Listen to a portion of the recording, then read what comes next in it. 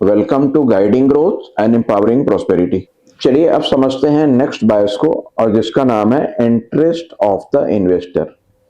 इसका मतलब है कि एक इन्वेस्टर को कौन से सेक्टर में इंटरेस्ट है।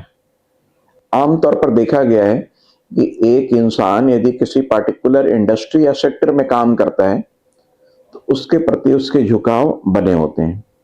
जैसे कोई इंसान यदि आईटी सेक्टर में काम कर रहा हो तो उसे ऐसा फील होता है कि वो आईटी के बारे में सब कुछ जानता है और उस बिजनेस के बारे में भी, और उसके इन्वेस्टमेंट का झुकाव भी ज़्यादातर उसी डायरेक्शन में होती है जिस इंडस्ट्री को वो जानता है, समझता है और जिसमें वो अपने इंटरेस्ट से काम करता है।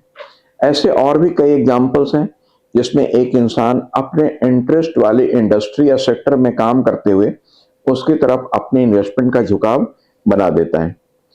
इस झुकाव को बनाने के कारण उसके पोर्टफोलियो का कंसंट्रेशन किसी एक डायरेक्शन में सिमट जाती है और पोर्टफोलियो सही तरीके से डाइवर्सिफाई नहीं हो पाती। सही तरीके से डाइवर्सिफिकेशन नहीं होने के कारण उसका रिटर्न हमेशा प्रभावित होता है, और उसका रिटर्न प्रभावित होना उसके लॉन्ग टर्म ग्रोथ को हैम्पर करता है।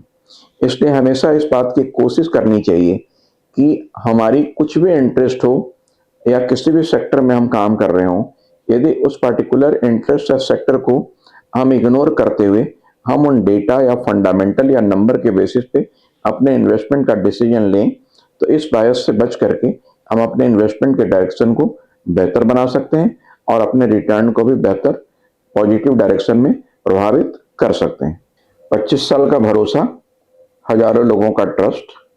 आप भी हमसे जुड़िए। Connect with mentor wealth.